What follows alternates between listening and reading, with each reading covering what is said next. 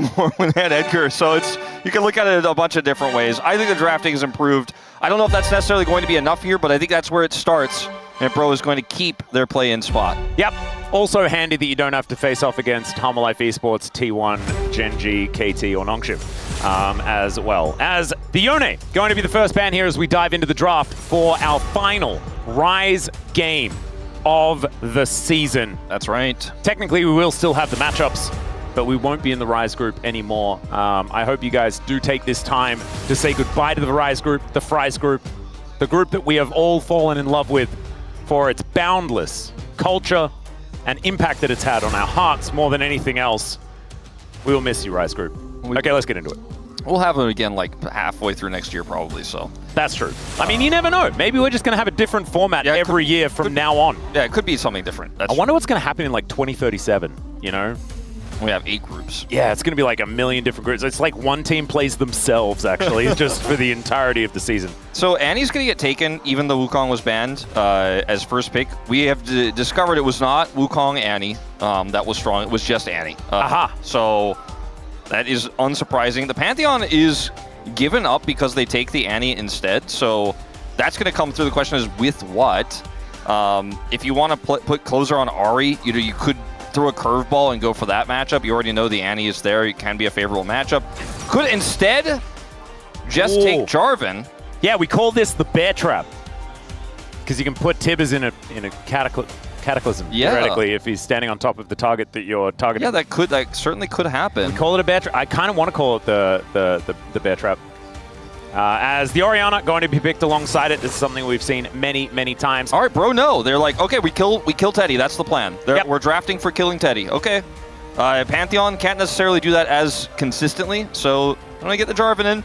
Take away his Sivir as well. If you pick the Jarvan this early, it means he's likely not to pick the Sivir. It's just not very strong into it. We knew the Pantheon was God, wait, here. Yeah. I'm sorry, it slipped. I was busy doing my homage to the Rise group. Yeah, it's up, and he's going to take it. The question is with what part of this draft do they take it? Do they blind a top laner? Do they get a prio support here? That is the question. Like, Nico is still up. You could just go Nico here. Instead, blind Gwen. They banned the Rumble. Huh.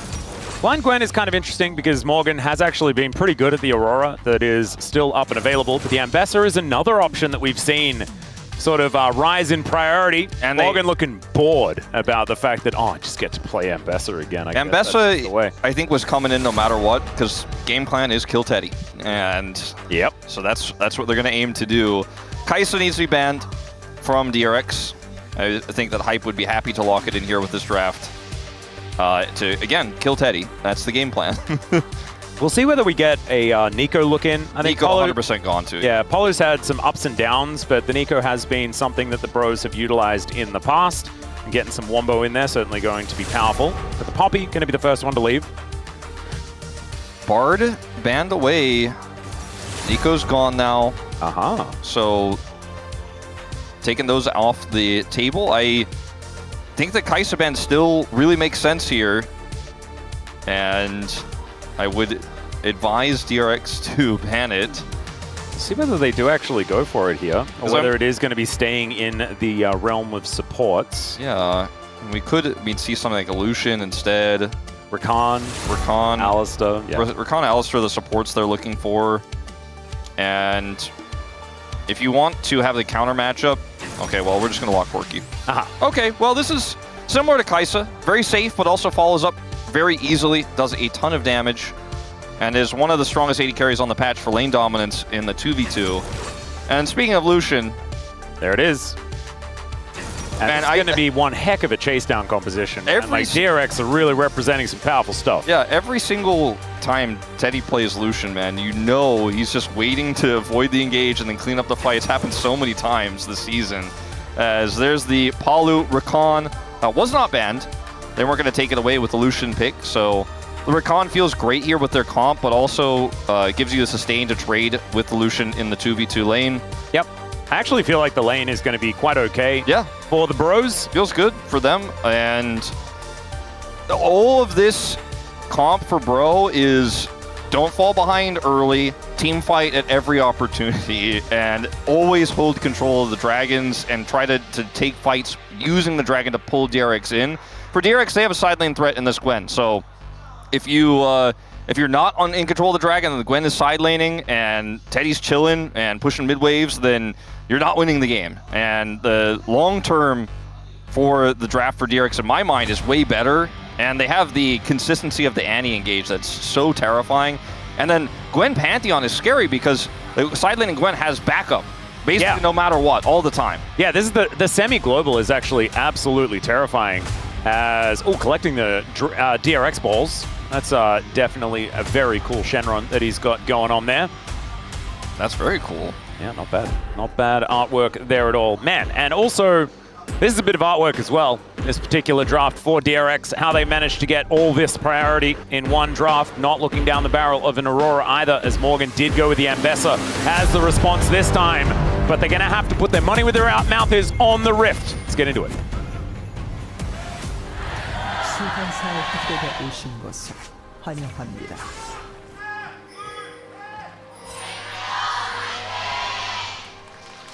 All right, here we are, ladies and gentlemen, onto the Rift for our final series of the regular season. I do need to clarify that basically winning this series in any way will get the team, whoever it is, to the play-ins. That's right. I can tell you guys why, and it's because the game score is just too different. So the Bro are -15 and DRX are -17. So if it's a 2-1, they both ended up -16. But because they're tied right now, 2-2, the fifth and final round match will be the decider. They'll break the tie. So they win the head-to-head directly, whoever wins. And so if you win as Bro, obviously you're 11-9, so you win that one. If you win as DRX, you're both 10-19, or sorry, you're both 10-20. And then even if it's a 2-1, you're both at the exact same game score, but you won the final fifth series. So no ties there, you win, you go to play-ins. Yep. I think I got a little bit mixed up. But that's just what it is, and I will just concede and assume that smarter people that are not doing math on stream have figured things out. That's why that win for DRX, that one game win they got earlier this week, was so important, because now they don't have the 2-0. Because before that, you were correct. Yeah. All right, there it was. Maybe I'm like outdated or something like that on my sheet. A little bit confusing. Anyway, it's still a banger, and there's more stakes on the line. It's actually even better with the fact that it's just cut and dry. You know, just win. That's what you have to do. And that's what's also the win con for both you and I for our predictions. Because exactly. That's what we have to get into next. Yeah, because whoever wins, like if DRX win, then I'm 10 out of 10 week. If Bro win, then you're 10 out of 10 week. Yep, and so is Valdez, and so is Prince. All three of us versus you in this particular matchup. That, I believe, is why we have Valdez on the space today as well, so that he can also represent Team Bro in the Preds. Because, of course, you predicted DRX. Yeah. We predicted the Bros. And Degon is, of course, at home, like, very, very stressed out. Yes. Could not be able to host today. It's just too hard, too much for him. Yeah, no, it was a bit overwhelming. He has to stay impartial and all that. And Yeah. Does he? I mean, no. I was going to say, like, never does, actually. If that's actually a stipulation, then he would have been fired a long time ago. No, I mean, he just wants to be impartial, but he's obviously very bad at it, so he had to stay home today. Aha! It all makes sense. And that's why we brought Valdez, who is definitely not biased in any way for any particular dragons or souls or anything like that, for or against. Yeah, or like cones or anything. Yeah, or like plants in general. Yeah. That's all right. Sponge going to walk over a ward here, looking for a bit of a gank potentially, but mainly just setting up for this crab that is going to be spawning. Croco, I believe, was seen on vision as Yahoo is going to move away, and it is just going to be a bit of a drive-by for the Jarvan. He'll be able to trade and collect himself the crab on the top side. So no real advantages being put together one way or the other. Just DRX with a 100 gold lead because a crab was taken a little earlier, and that lead will disappear momentarily. This lane has been pretty even, but the Rakan is the difference maker here, and obviously Braum doesn't offer much range damage. So you're kind of, if you go in as Braum, even with your door, like, you will just get shredded by hype. So you just kind of have to try to queue as much as possible, and if somebody steps up too far and you can get your concussive blows going, then Teddy can play the game, but this matchup is a little bit tricky. They are going to try to maybe make something happen on Apollo here, but he's ranged, so he can just walk away. Yeah, nothing too much to worry about. You can see Sponge now moving over towards his top side. Looks like it is going to be the Gromp just started up though, not actually going to disrupt the Lord. But that's a big trade here for the bros. Getting some value towards Andal and Teddy towards the bottom side of the map. Not going to show anything as far as farm is concerned though. Teddy doing a pretty good job making sure these last hits are still coming in as Rich dives forward. Morgan dives back. Okay. Yeah, that's the end of that. Yeah. Okay. Not a whole lot of much of anything at all. As, man, we are definitely doing some Bro and Brew. And of course, Bro and Brew was conceived in this moment, right? DRX versus Bro. Yeah, it was. I'm pretty sure it was. I think so. It was definitely a Bro series. We don't necessarily know where the Brew really came from. Yeah. And it doesn't really have much of a Dragon vibe to it. I think I was casting with Valdez when I mentioned it, and I think it was DRX, though. I think that's accurate. Is Sponge is looking for an angle here. Yeah, Closer is going to try and shield himself up. They get the stun to layer on in, but it's not really going to be too much more. And there was a Demacian Prince off to the side, looking to see whether he can go for a bit of a follow-up. Still a decent amount of health taken away from Closer just after a teleport. That will feel pretty good here for DRX. Yeah, and it's an early game that doesn't have a lot of fighting just yet. With the lane swap being matched, no strong prio for Dragon means that both junglers are posturing around it, but will actually need to help their top laners out if we're going to have that fight. Is faster rotation from Croco here. Yeah, there's a public execution here onto Rich as well. He does have the needlework available. Morgan does avoid the first salvo. The next one went wide. But Croco not going to quite find the flag and drag he was looking for. And will back away. Sponge will move his way in as Croco going to find the brush. See whether the Jarvan is going to be able to find an angle here. Looks like he just wants none of it. Yeah, it's pretty tough to actually fight this one out now, and so they do give up control. But the timing of this back for Yehu means that Closer can just come over here potentially. Like, it's so close to actually try to force the Dragon right now. You can see the I don't like that. I'm not sure about that. I want to clear this vision. Interrupting the back. And I'm not sure if he necessarily needs to do that, because if he's not there, then they can do the Dragon, but he's verifying. Sponge is still there. And we'll see him on the ward there as well. Knows he's clearing Raptors now, and ultimately, no one gets the Dragon. Yeah, nothing too much of anything really happening here, as it's only Yehu that's making a little bit of an advantage known this game, ahead by about 5 CS, but it's not really end of the world or anything like that. Bear comes down. Closer is just going to be a little bit annoyed about what's going on. So Biffo here in the river. Yeah. As there's almost a lot of action, but also a lot of nothing in this game. Near action. Morgan's getting a plate actually, because Rich just went for a back without TP after that trade there, and picks up his haunting guys, but is otherwise just going to lose a plate. So that's a pretty significant win there for Morgan. Yep. Grand Starfall is now done as well for Sponge. Yep. So level 6 is being hit across the board. Going to be a big deal for DRX, I would imagine. And 50 gold over to Closer. Oh dear, the first bear is going to go down. Okay, no Tibbers for a potential Grubs fight. It's actually quite significant. They do have the Pantheon ult, like you mentioned, but no retarget just yet. I think if they want to do Grubs, they probably have to get a pick first. But Croco is not here. He's rotating over slowly now, and Sponge is kind of getting away with this. He has control vision on this. Yep, they have a lot of control, in fact, of the area, but Croco just wanders on in. And it will be Sponge that does smite away one of these Grubs.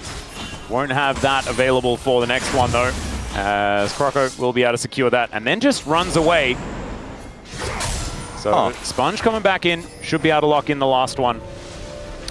There's an error, in my mind, I'm getting this vibe, that there are no tempo vibes, actually. There's actually zero. It's a stalemate. You know what I mean? Actually there are exactly zero tempo vibes in this game. And I think the players know it. Some of the timid play we're seeing is really personifies the stakes here, as Rich is going to ult. Yeah, doesn't quite find too many of these needles, but does land 2 of them. And there's the public execution. Let's see what Morgan can do, but immediately disengages with that last dash. See, no tempo vibes. Absolutely none. It's actually the first time, I think. Or maybe I can't sense them. It's not even that. It's just that they are so in sync. You know? They're like exactly the same rhythm. You can't, oh well, there's a flash in from Morgan, looking for the solo bolo, and there it is! There's your tempo vibes! All right, Morgan got it done. First blood, waits it out there, and just catches Rich off guard. We were too busy focusing on how synced up the tempo vibes were that we couldn't feel Morgan's. Yeah, you know, a perfect like wave graph where it goes up and down. It might be something like that. As we'll see if they can strike back here on the top side. Paulo ulting. That was tricky. He does get away, but did have to invest a lot in order to escape. Dropped his heal there as well as they're trying to get Morgan back into this top lane. He will be able to TP over. Oh, and he also has the ult back up again as well because he's got Ghost. And so he now ults to lane. Yeah. With the Ghost. Because the quickness is obviously just Ghost, right? Yeah, it's just Ghost, that's all. Yeah, That's what, like, Ghost says go quickly, right? It's That's just, what the ability says. Yeah, it's like Charming Ghost. Yeah. Is what the quickness is. All right, the bear is going to get pulled back. And yeah, we're going to deny 50 gold this time around. The bro's going to take a late dragon here. Yeah. Been up for 5 minutes time. It's in part due to the fact that they were able to get that kill bottom side and then get control of that lane. Top side, they were unable to catch Palu. He holds the wave, then Morgan TP's back top side, and they are able to use just that little bit of extra tempo, not tempo vibes, just tempo, to get the dragon itself. And it's still a relatively even game here. You know, one kill on a Ambessa is not going to be game-defining, very likely. Well, you say that, but it's Morgan. That's true. And he is the Lord. And he just swapped back down to the bottom lane after TPing top, so he's going to lose a little bit of that advantage, but nothing too crazy. Rich picks up a plate. Yeah. Bros have moved their bottom lane towards top side. Next objective will be the Rift Herald, I guess, but the dragon is going to be coming up immediately afterwards. Just a cheeky Hextech Drake. Don't know what the soul is going to be just yet. Could be a Kentech, haven't had one of those today. But it's not going to be a Cloud Soul, it's a little bit of a shame. Yeah, haven't seen very many Cloud Souls recently. It's been a little bit lower, a little bit less. We had one like really big Cloud Soul game the other day, but nothing too, it's not too common these days. It's certainly not our top at the moment, sadly for you. Yeah, it's a little bit rough. Morgan? Be me, as Rich taking more damage here. That is what we like to call in the business a good trade. Yeah, that was definitely the Morgan favored trade, and then now they're trying to maybe set up into a gank here because he pushed through. This allowed Croco to get into the brush undetected, but Rich is just going to back. By the way, did you know that on Twitch now, you can actually donate Brotax? Yeah. It's not highlight your message. Yeah, no, it's actually just tax. It's so cool, man. It's discounted as well. Yeah. Absolutely. All right, though, they wait for him to TP back, and even if he doesn't die here now, he has no TP. This is such a long con play from Croco, but this is going to work out. He is being very patient as they just wait for him to put down the circle. More needlework is in there, and there is the Grand Starfall as well. Cataclysm comes down, and Morgan just dies. Croco going to have to drag the flag out of there. And DRX, this is why the Pantheon's so good. That was a very, very impactful counter gank there from Sponge. Heck yeah. That was, I didn't even realize he was in Starfall range because I was just looking at this play. The zoom in, oh man, Rich is about to really get boomed. But no, he's actually coming down the bottom lane. Rich is very aware this is a possibility. And look at all the vision on the top side of the map they have. Like, there is just so much information, and that I think they're just able to suss it out. Snip as well. That was a lot of value. That was just overall just a great read, great communication here from DRX, playing around their vision. That was actually kind of beautiful to see play out. Yeah, excellently played here by DRX. That puts them 500 gold in the lead. They've got those couple of grubs as well, and if this Gwen continues to get some advantages, it's going to be a big deal. But didn't get the kill, and so Morgan will still have a little bit more money. As Yahoo taking some damage here, just drops a bear onto Morgan, who will then also get stunned up. Doesn't have Merc Treads or anything like that just yet. Yeah, the bear still being in the lane is a bit of a problem for Morgan. As Yahoo's going to go wide on a few things here, but able to pick up the cannon. The bear drop was interestingly placed, but ultimately still gets the end result he wanted, which is get Brio and rotate out. The Herald and Dragon are spawning at similar times here because of how late the first Dragon was taken, so it could be an interesting situation where teams decide to trade those. Polo is just going to have to, cleanse, so he just gets himself out. Yeah, nothing too big there. It was definitely weird watching him just, 50 gold over to Morgan. Big deal. That's 2 bears that have been taken here by the bros. Sponge up here with Ando rotating over, but again, diving at Zambesa, pretty tricky. Yeah, punishing the royalty of Bro. Now they know that Closure doesn't have TP. I suppose they can just go for this. Charged up. Yeah, it's going to interrupt the back there for Morgan. Does give him information. Now they get the next wave. There is a Sponge in the area. Yeah. This one's moving forward. There's the public execution. Let's see whether Morgan can survive. He flashes, but he gets stunned up, and the quickness comes in! And Morgan will survive! The shockwave is there! And the bros answer back! I guess the moral of the story in this game is don't gank. Whoever makes the first move loses. Yeah, that's what's been going on in this one, as it looked like a nice setup there, but because they had to take so long to do it, Morgan was able to clear that wave. By the time the second wave came, he can ult, and then his teammates show up, Palu in particular. Palu? Oh, he just battle dances and he's fine. I'll buffer the concussive blow. Yeah. That was clean. That was nicely done. It was a grand exit, by the way, not a battle dance, but that's fine. Okay. Was it concussive blow that stunned him at the end there, right? Or it was Pantheon. Oh, that's kind of crazy. Even there's a few stuns. Like the concussive blow part, I thought it was, and I was like, that's like kind of ironic that happened that way. But then if it's a Pantheon, so it's really impressive that all worked out. Let's go back to this, where you see the rotation is coming over. Again, there's no TP for the Orianna, but they know this is happening. Like 3 steps before it happens, right? Obviously, and then Paulo comes over here and helps set up the defense. They have the shockwave. And it's a kill in exchange. Morgan gets the kill as well, which is a huge deal for the bros. They want him to be able to go toe-to-toe with this Gwen in the side lane. With a bit of extra money, it certainly is going to be pretty good. Has those Merc treads that we were talking about as well. So if he does get ganked again, going to be feeling less worried about it.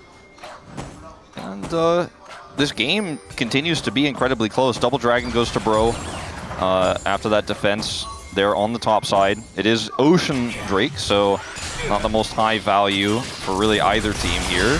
Still, some value can be had in the side lane for this Gwen, especially. Yep. And they're going to take the Herald now top side, or at least it started. And also, it's like, these are 2 very brawly compositions as well. I feel like fights will go for a while. That's true. Although I guess Shockwave does mean that, like, if you do land a big one, then likely people are going to die very, very quickly still. For DRX, you're hoping if that doesn't happen, if that doesn't happen, then they could be fighting just for a really long time. Rift Herald is just going to be taken here by DRX. They will successfully lock that one down as Secret Agent Croco is just going to make his way out the same way that Polu did.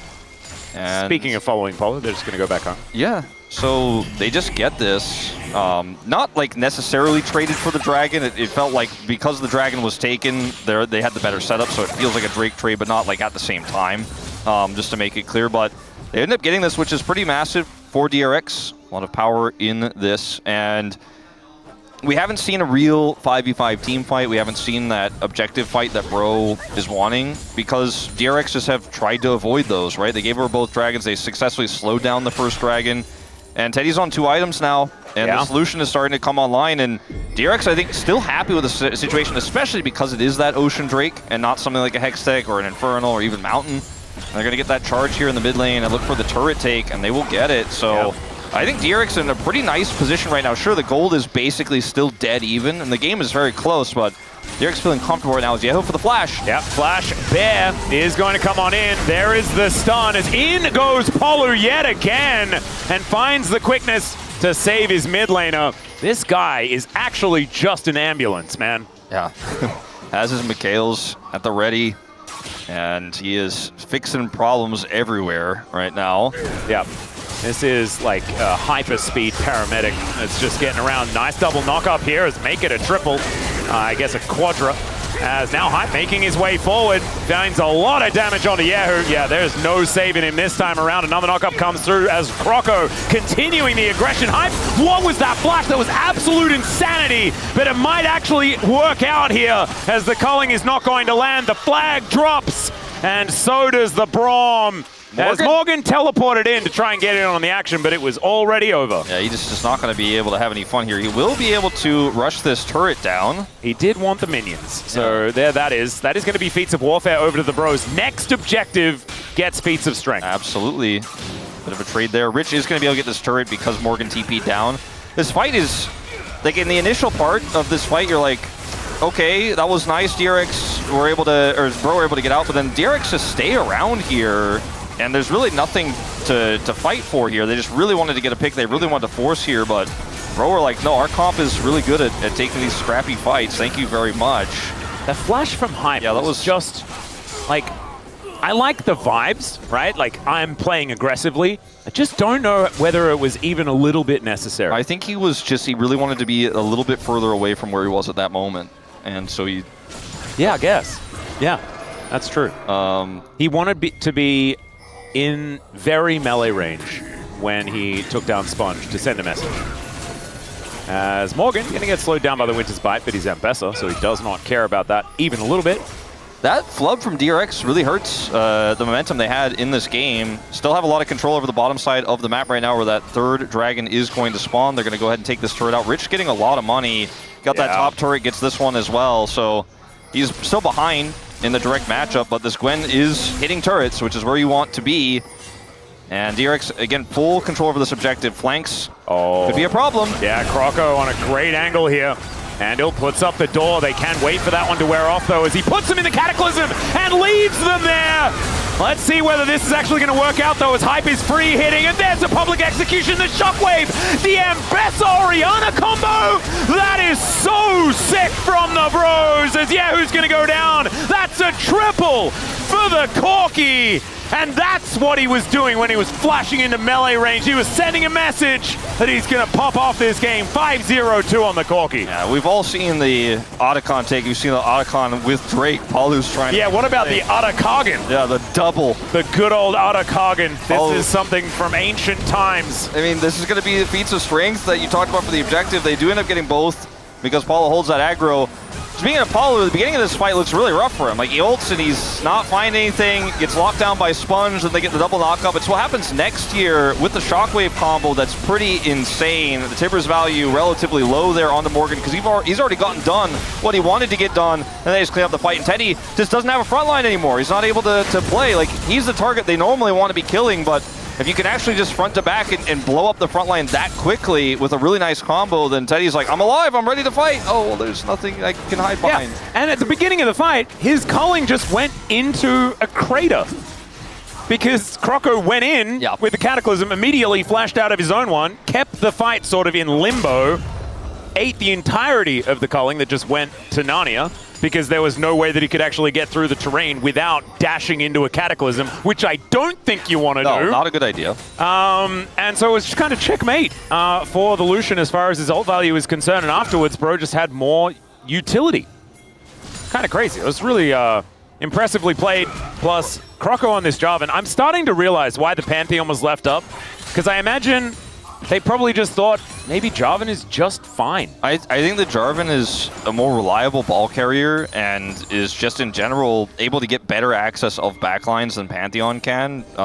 And that's why, because their game plan from the draft was very clearly like, Teddy is the target. In this fight, he kind of was, but it was more about killing the front line with that really nice Shockwave combo. And Ambessa, Jarvan, all of these champions get on top of the backline so easily, and now they have such a big lead that it's really hard to operate as DRX in these upcoming fights now. I think they're going to have to slow the game down, try to play through this side laning Gwen a little bit more, and maybe gank for her as well. And man, there's flags for stopping backs today. Yep, that seems to be the way. As Croco is certainly continuing on with what Cuz started earlier today with his incredible Jarvan performance. We've seen Pantheon do just some ridiculous things here in the LCK, but Sponge isn't quite having that day just yet. He's not too far behind or anything like that. In fact, no one really is. It's only a 2.5k gold lead here at 24 minutes. Not the end of the world. Yeah, this ain't Legend Group. This game could get crazy real quick. But we do know The Bro have the tempo vibes. That is absolutely true. Polu going to get stunned up here as the culling going to come on through. The battle dance gets Polu well and truly out of there though. As teleport comes in, and I'm not sure whether that's where Yehu wants to be. He brought his bear, but his bear is just going to die in hype. Stands his ground, still 1,000 gold. Goes over to the Pantheon, but Teddy is too far up, and so is Rich. And Morgan just puts him in the ground. Just a really uncoordinated fight here from DRX, and you know, we said the gold lead was relatively small. It was only 2,000, but a near clean ace there. They barely got the kill onto Hype. It means this game, it may have been decided right here. And it's super unfortunate for the side of DRX because they have the numbers advantage initially here, but Yehu is not in this position. Oh, he didn't even teleport in, he flashed in. He just flashed in to try to set up a big Tibbers, but he just kind of gave up his life for it. And then look at Teddy here trying to clean up this fight. He's like, oh got hit by the shockwave. Yeah, there's just no way out for him. Shockwaved, and if he goes up, he's in trouble. If he goes down, he's well, the thing is, he doesn't go down because public execution immediately gets laid in on top, and you get that little grin from Morgan, who says, "I am sorry, buddy, not this time." 5,000 gold lead here for the Bros. Soul point available for them as well. I think the shutdown gold went over to Sponge as well. It did. So that's like. So I was talking about the Pantheon not really finding advantages. He's now the only one with an advantage. That's really not. That's a cost of something that just happened there. There's a beautiful knockup from Polu. Puts him in the Cataclysm yet again as Croco as Sponge is just dead. And now Flag and Drag gets Croco towards Yehu. Will get knocked up by that grand entrance from Polu, and now he's slowed down and has nowhere to go. High Valkyrie's in, takes down the Annie. And man, this is just business as usual for the Bros as they are dominating in this game. I guess the fear was they were just going to do Baron on spawn because they have a ton of damage. 3-item Corki here. So Orianna's, you know, going to do a decent amount of damage just sitting on a Baron. That's when Orianna's going to get some consistent damage value. But they, at this point, just walk up to try to get vision, and then Polu says, okay, we fight. We have the numbers. Yehu's in the top lane. They know it. And they just crush this fight before the Annie shows up. Then they isolate the Annie, so Tibbers gets no value, and it's just so broken up here for DRX. I think DRX definitely could have played that a lot slower, especially considering it's Baron on spawn. It's not like it was just going to be gone already, because it was literally like spawning about 10 seconds before they went in to try to clear that vision. And now, now it's just not playable, the game. No, it isn't. It's 8,000 gold, and if you have a look at the score lines, man, 2-0-10 for closer, 1-0-13 for this Jarvan. Teddy only needs one more kill to hit his milestone. He might not hit it in game one. What is it with the Jarvan performances today? It's absolutely ridiculous. Junglers with names starting with C, ladies and gentlemen, pretty good at Jarvan, which I don't think that it correlates very much. But the flag comes in, spots out Sponge. This is for Ocean Soul.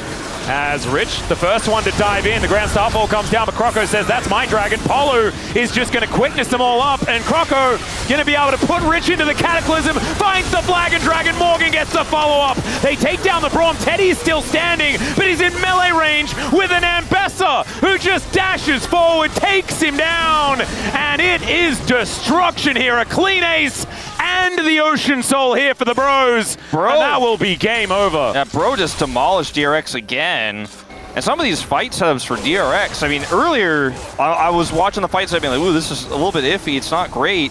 But later on in the game, it's like, your setup is like this and you're 7,000 gold behind. You know, how do you approach this fight? Is Yehu is once again just able to do nothing. And again, the culling does absolutely nothing as well. Teddy is an air culling. I don't know, man. He just cold the air. Yeah, he's like, basically just doing finger guns. Yeah. I think when you're trying to set up like this, if it's a fairly even game state, or your Annie is giga fed, I suppose you can look for a flank like that, but this is just not that type of game. You gotta just front to back, you gotta just play for stun whoever you can get and hope Teddy can do the damage. He's 3,200 gold behind now in this game, and it is just watching the Nexus explode is all that DRX can do now. Yeah, the Bros really making short work of them.